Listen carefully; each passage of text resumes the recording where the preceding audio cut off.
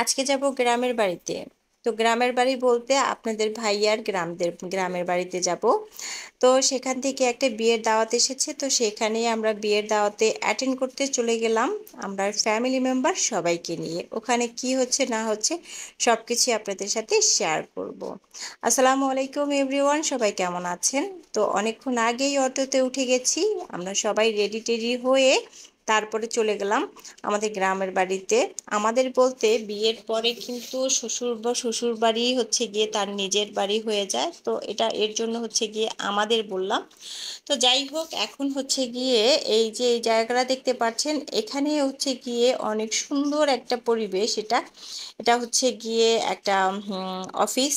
তো যাই হোক, আর এখানে সাইডে ছিল নদী, ছিল অনেক কিছু আসলে ক্যাপচার করা হয়নি, কারণ ভিডিওটা লং হয়ে যাবে এর জন্য।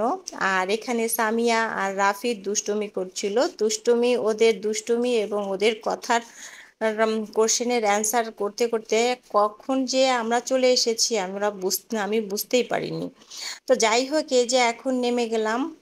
নেমে তারপর হচ্ছে গিয়ে ভিতরে যাব। গতকালকে হচ্ছে বৃষ্টি হয়েছিল, আজকে সকালেও বৃষ্টি হয়েছে, এর জন্য হচ্ছে গিয়ে রাস্তাঘাট সব নাজেহাল অবস্থা ছিল। তো যাই হোক, এখন ফার্স্টে হচ্ছে গিয়ে খাবার খেয়ে নিব। কারণ এখনো বরযাত্রী আসে নাই, কেউ আসে নাই।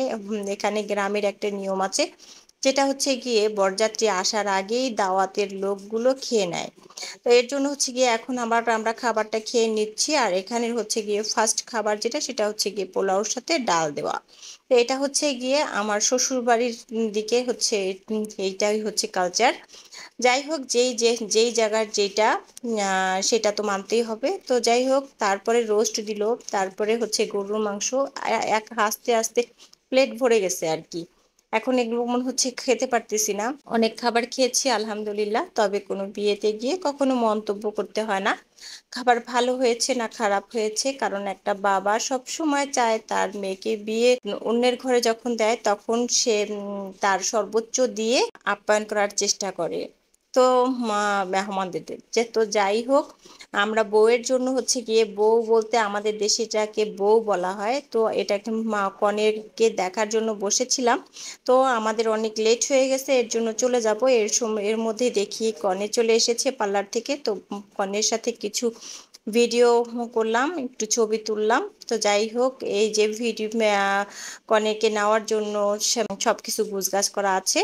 তো আজকে এখন বাসায় চলে যাচ্ছি সবাইকে নিয়ে আবার। কারণ হ্যাঁ, আমাদের এখান থেকে যেতে নাও হলেও প্রায় 40 মিনিট লাগবে।